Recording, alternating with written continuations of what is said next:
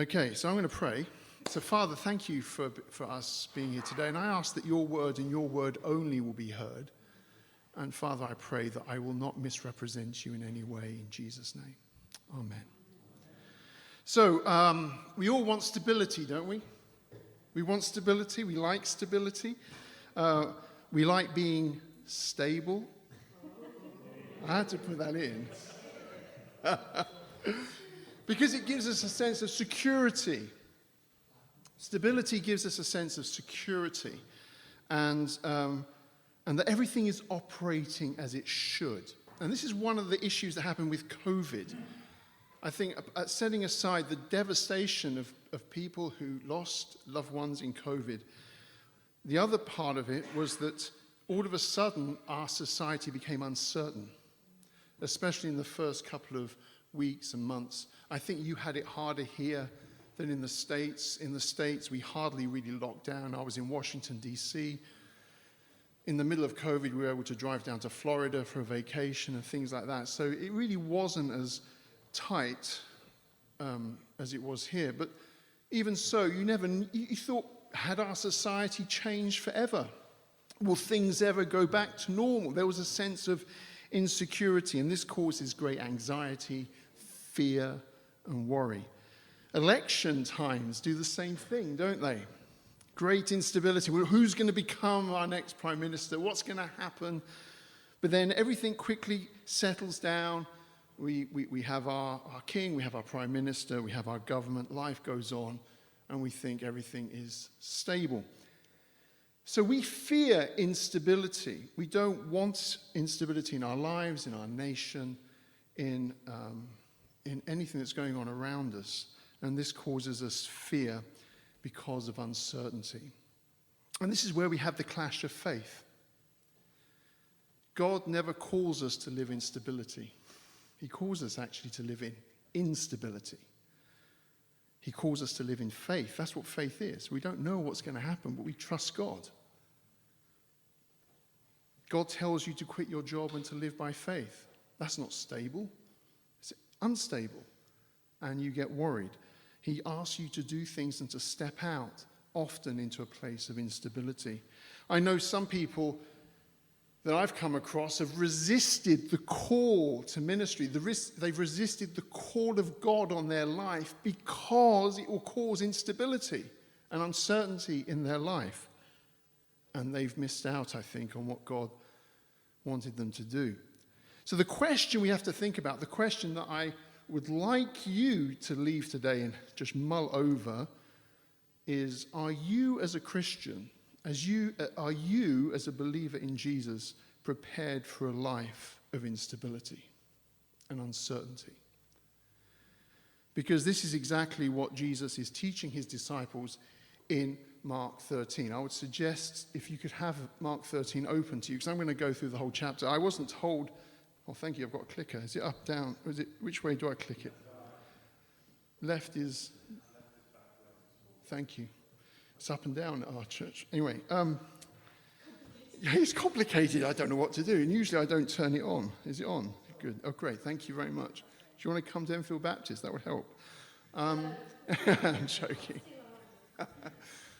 Where was I? Okay, Mark 13. So I was told to do Mark 13, so I've done the whole chapter. And we've only read the first 8 verses. So have it open, because I'm going to refer to lots of stuff through there. So Jesus tells his disciples in Mark 13 they have to prepare for a world of instability. And it all kicks off because the disciples come out of the temple and they look at this magnificent place and go, what a great place this is, Jesus. This is a magnificent place. Now the temple was indeed a magnificent place. It's one of the great wonders of the first century. It was a place that took almost half a century to complete. We know that from the Bible because it says, have I got this on here? Yes, John 2:20. He has taken 46 years to build this temple. Nearly half a century it took him to build it. It covered 36 acres. It's a huge place. And Josephus, who's a first century historian, which you have to take with a pinch of salt sometimes. You can still read his books today. He said that one stone of the temple, was 37 feet long, 12 feet high, and 16 feet wide. They're massive. This was an incredible building. It's the center of the Israelite world. It was where the Israelite religious government was. It was the center of worship for Yahweh. It was the hub of the spiritual and physical life of Israel. It was their national cathedral. It's their parliament building. It's their capital building. It's all wrapped up in one. It's the center of who they are. And so a structure of such size and magnificence, it was inconceivable to those looking at it that it could ever disappear. They didn't think it could possibly go away. It was their stability of their nation. But shockingly, Jesus pops their bubble and tells them that this very symbol of stability in their life is going to be destroyed. It has no future. And for the disciples, this would have caused them a sense of panic. Jesus gives a remarkable prophecy here. He says, not one of these stones will be left upon another. You know, that became literally true around about AD 72. Because when the Romans destroyed the temple, and the temple was adorned with gold leaf in all its walls, when they set it on fire, Titus, the Roman general, the gold melted. And where did the liquid gold go, do you think? It went between the stones, into the cracks. And so when there was famine and desperation after the Romans left, they ripped the stones apart to get the gold so that they could buy and sell food. So no stone was left upon another, literally. We know this historically. But it would have been a remarkable prophecy for Jesus to say this.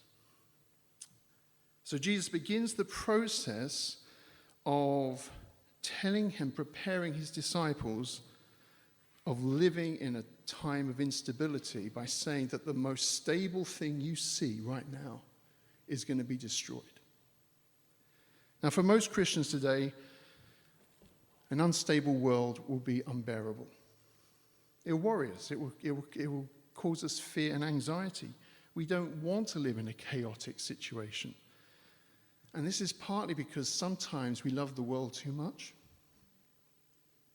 And therefore, we hold on to it. But Jesus is saying, being a follower of me requires that you prepare yourselves for instability.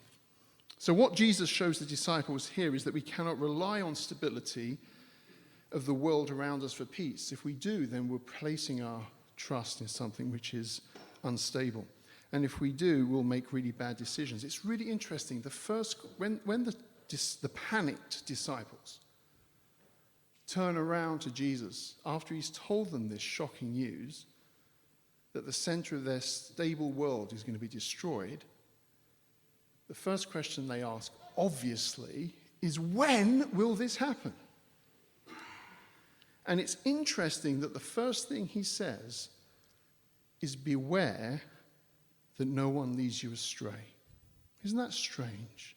Do you find that weird answer? When will this instability happen? Beware that no one will lead you astray. He says that because when instability comes into our life, we're in very real danger of making bad decisions. Counselors would tell you, don't make major life decisions when you're stressed, depressed, undergoing surgery, or any other major event in your life. Don't make those big decisions, because if you do, you're likely to make bad ones. And this is what he says to the disciples. When you are in a place when the very center of your world falls apart, don't look in the wrong place for the solution or for the peace. Don't be led astray. It's ludicrous to think that governments could have solved the COVID crisis. It's ludicrous to think that ethical issues in our society are there for governments to solve, or even that governments are to give us peace. It's ludicrous to think that money solves problems. We often look to money. We think if I have enough money, it will solve my problem. It doesn't. Don't be led astray into looking at other things because you are in a place where you're unstable or something in your life has become, or you're encountering chaos or turmoil. Don't look for security in other places. I love Psalm 73, verses 25 to 26. Whom have I in heaven but you, and there is nothing on earth that I desire other than you. My flesh and my heart may fail, but God is the strength of my heart and my portion forever. Did you hear that?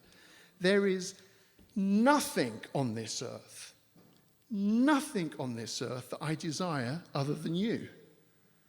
Is that true for you this morning? Is there nothing on this earth that you want other than Jesus? Or are there things that you do want that come and rival with him? Jesus continues to show the disciples the instability of the world. He says, you will hear rumors of wars.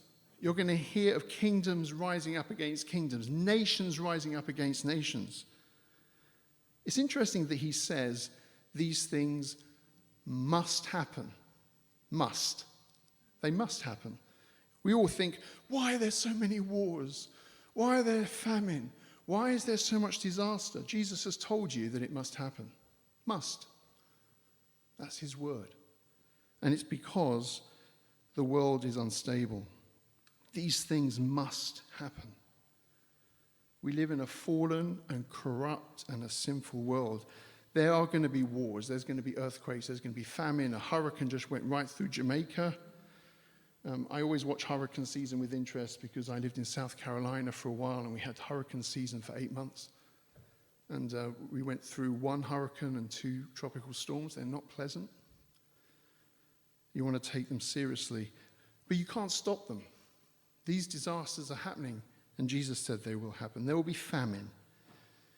None of this should shock a Christian. None of this should be a surprise to a Christian. None of this should cause us fear. Of course, we should have compassion. We should help. We should step out and try and help those places that have disasters and difficult times. But we shouldn't be shocked by them. Jesus told them they will happen. These things are going to happen. Let me just say, the world instability should never bring spiritual instability to our life. The problem is it often does, but it shouldn't. And yes, even when our own safety is at risk, we shouldn't worry. Jesus shows this to the disciples. He goes on in Mark 13 to talk about the fact that brother will betray brother, that you'll be standing before councils and synagogues, and you may even lose your life. You may be physically attacked. Your life may be turned upside down because you're a believer. With this instability in your life, this uncertainty, this sense of possible persecution, would that mean that you lost your peace? Would that mean that you would become panicked? This is what Jesus is calling us to, that even in that turmoil, where our very life, our very physical safety is on the line, will we then worry about what's happening to us? And what about your family? What happens if your family betrayed you? This is what Jesus goes on to say. Father raises up against his son. Son raises up against his father. Mother against daughter. Would this cause your spiritual life to become unstable? Jesus is challenging the disciples. Life is going to be chaotic, and you have to live in instability. If your spiritual life and walk with the Lord is dependent upon stability of the world around us, then we are in trouble as a church and as Christians. Then in verse 14 of chapter 13, Jesus switches tack a little bit because he gives us a very practical example. He talks about something called the abomination that causes desolation. Now, the problem is that many Christians often read this as only a future event.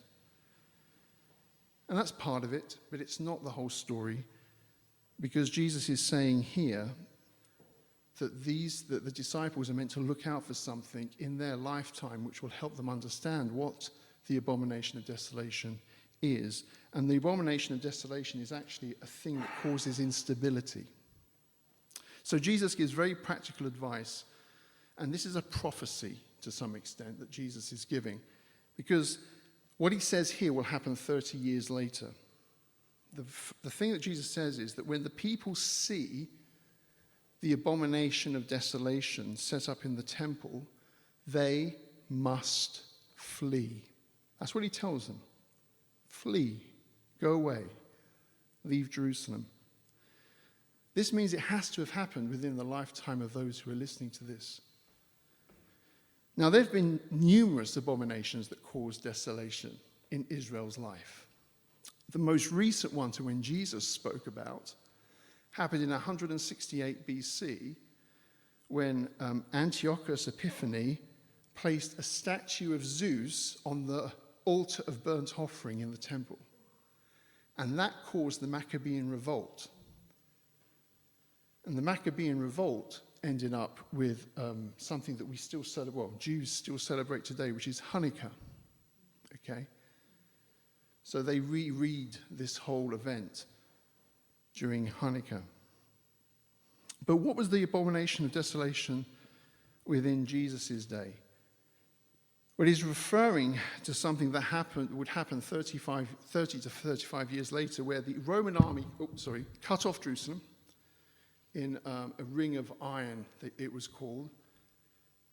And when that happened, it is in AD 68, Josephus tells us that a group of zealots occupied the temple, evil zealots occupied the temple, and they basically went through the Holy of Holies and the holy place of the temple, committing atrocities, bad things. In fact, we're told that a high priest, this is his name, so don't laugh, Phanni, Phanni, he was appointed as high priest, and he was an evil, evil man. And we have an actual letter from a priest, a former high priest at the time, Josephus wrote it down, that said, "It would be better for me to have died before I had seen the house of God with such abomination and desolation." So Jesus is pointing to this event and saying, when you see this total instability within the very thing you thought was stable and holy, when you see this, you must run. You must flee. And that's exactly what happened. We know from a church historian from the 4th century called Eusebius. He wrote this: before the war of AD 70, the people of the church of Jerusalem were bidden by revelation to depart from the city. The revelation was Jesus' word. Bidden by revelation to depart from the city and dwell in a city called Pella. Now, in AD 70, when the Roman army went into Jerusalem, they killed 1 million Jews. This is with swords. 1 million. They also died of famine. But it's almost certainly, do you know that prophecy where it says one will be kept and one will be taken? It's a sign of, they literally went through the streets and just stabbed random people, the Roman soldiers, whoever they saw. And some survived, some were killed. A lot of the Jewish people went into the temple for security and they burnt the temple down. No, not one Christian was killed in that event because they left 2 years before, because they saw the desolation, the abomination of desolation. And they left and went to Pella. But their whole life started to turn upside down. Jesus says in this, he says, woe to those if this happens. Pray for this will not take place in winter. Verse 19. Those will be days of distress unequaled from the beginning when God created the world. He says, if you're pregnant, woe to you. Or if you don't have any clothing. In other words, your world has turned upside down. Everything you thought was stable has become chaotic. Now leave, flee at any cost, despite the chaos around you. It may be difficult. You may be pregnant. It may happen in winter. But flee. That's my command. Some could have stayed and thought, no, it's too chaotic to flee. They didn't. So our trust in the living God must be greater than our reliance on what we see. Because what Jesus is showing us here is that the chaos and instability that surround nations and governments are not things that should make the church worry. So far, Jesus has told the disciples that everything they believed in will be shaken. Everything they thought was stable will become unstable, that they would live in a world of instability as believers in Jesus. And Jesus is saying it's okay to live in that place. Because their hope, their focus, their protection should never be in the state or in the stability of a government or in the stability of a monarchy or even on outward religious practices. Our stability is based in Jesus, who is the rock and the king, who rules over all that happens. And the church is meant to be an anchor. The role of the church is meant to be an anchor in the unstable world. That's what we call people to. And this is what Jesus means in verses 24 to 27. These are very difficult verses to translate. I need some water, hold on.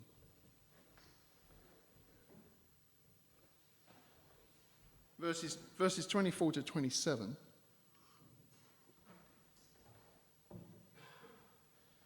have been misinterpreted, I think, a lot.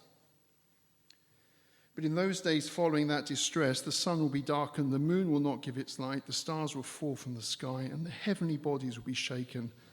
At that time, people will see the Son of Man coming in clouds with great power and glory, and he will send his angels and gather his elect from the four winds.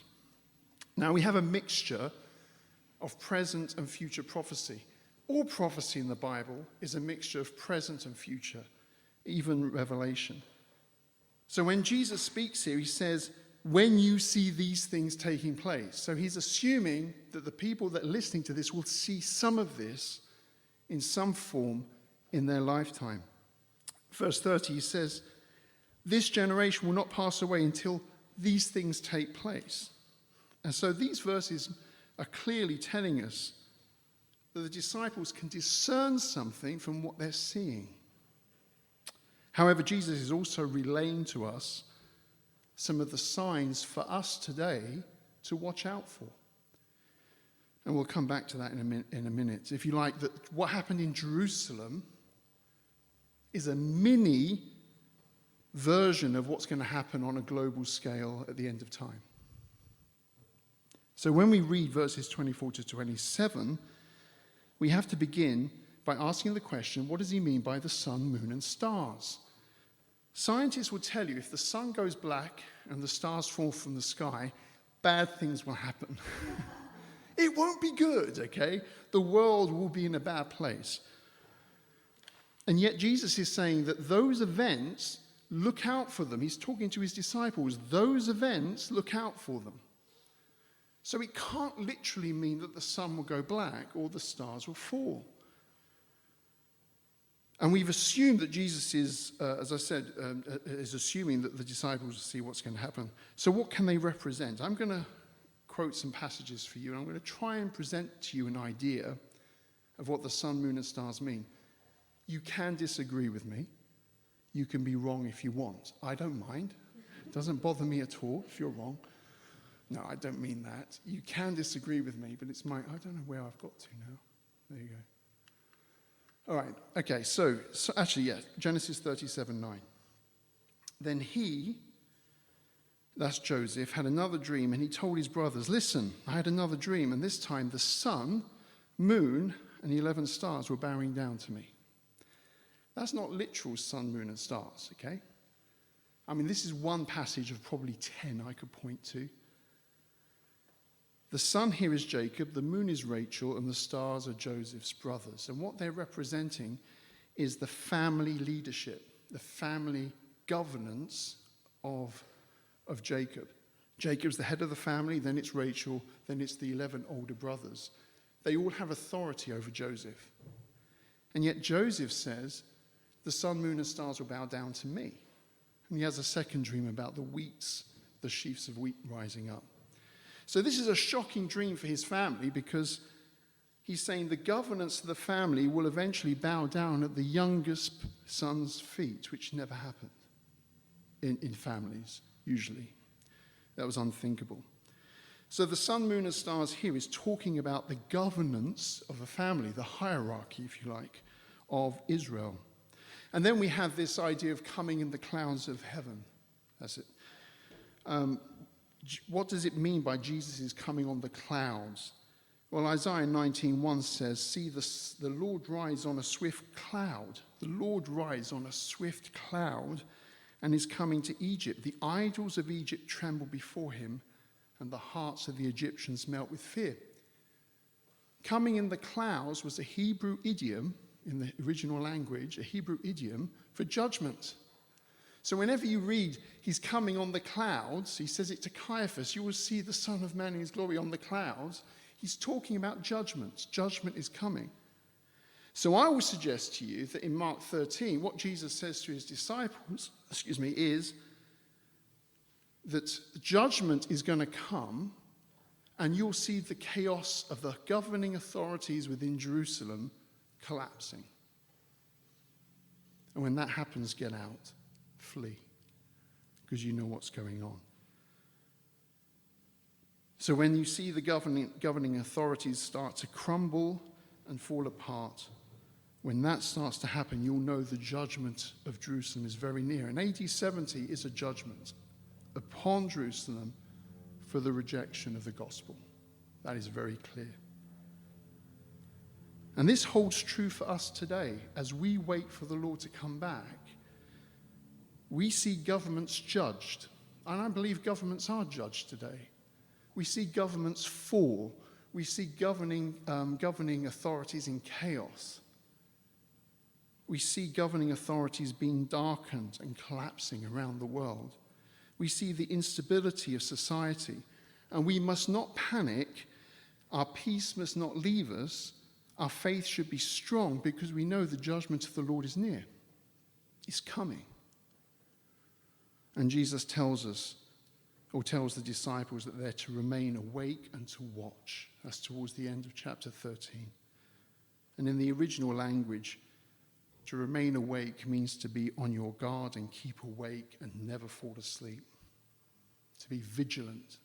And that's what we're called to do. So this is how we are to be as a church. The enemy is going to try to make the church go to sleep. He's going to try and make us not see the signs around us. He's going to try and make us focus on the world. The enemy is going to try to take us away from the role that we're meant to have in our society. He wants us to retreat. He wants the church to become afraid. He wants Christians to be afraid of governmental chaos and economic problems, and he wants Christians to fear instability. And Jesus is saying, don't. Trust me. Stand on the rock. Just as Jesus tells the disciples that the temple, the foundation of their stability, is going to be in ruins, we know that one day the governmental authorities will be in ruins, because Jesus will come back as the Lord and the King of the world. And as governments do fall, and as they are judged, and all the consequences that judgment and events create, we do not become hopeless or fearful or worried or anxious or fearful in any way. Because what we do is we shout back to the world, there is hope, there is life, there is a living, active God who has died for you, and just as day follows night, He is returning. Trust in his faithfulness and receive his life. That's what we proclaim. Do we say to God, do to the world as you have purposed? That's what I pray sometimes. Do to the world as you have purposed. We have compassion. We stand for justice. We proclaim unrighteousness. We call it out. Of course we do. But God has a purpose for the world. And I want his purpose to be achieved. And there is nothing in this world that we should desire other than him. Will we refuse to be reliant on the outward forms of the stability of the world? Will we refuse to be reliant on that? Will we be willing to live in instability for the kingdom? I have finished, but I want to read something to you from Charles Spurgeon. I like Charles Spurgeon. I'm not a natural Baptist. Whenever I'm at Enfield Baptist Church and I quote Spurgeon, I always start by saying the great Anglican, Charles Spurgeon, and they get very upset with me. But I want to read this to you. It's a daily devotional that he wrote. It's in old language. I'm sorry. It's the copy that I grabbed on the way out. And he's talking about Elijah, the fact that God feeds Elijah when he's hiding, and that he's also got other prophets that he's feeding. But I just want to read this because it just struck a nerve for me. He says, let us draw from this the inference that come what may, God's people are safe. Let convulsions shake the solid earth. Let the skies themselves be rent in twain. Yet amid the wreck of worlds, the believer shall be as secure as in the calmest hour of rest. If God cannot save his people under heaven, he will save them in heaven. If the world becomes too hot to hold them, then heaven shall be the place of their reception and their safety. Be ye then confident when ye hear of wars and rumors of wars. Let no agitation distress you, but be quiet from fear of evil. Whatsoever cometh upon the earth, you, beneath the broad wings of Jehovah, shall be secure. Stay yourself upon his promise. Rest in his faithfulness, and bid defiance to the blackest future, for there is nothing in it dire for you. Your sole concern should be to show forth to the world the blessedness of hearkening to the voice of wisdom. Amen.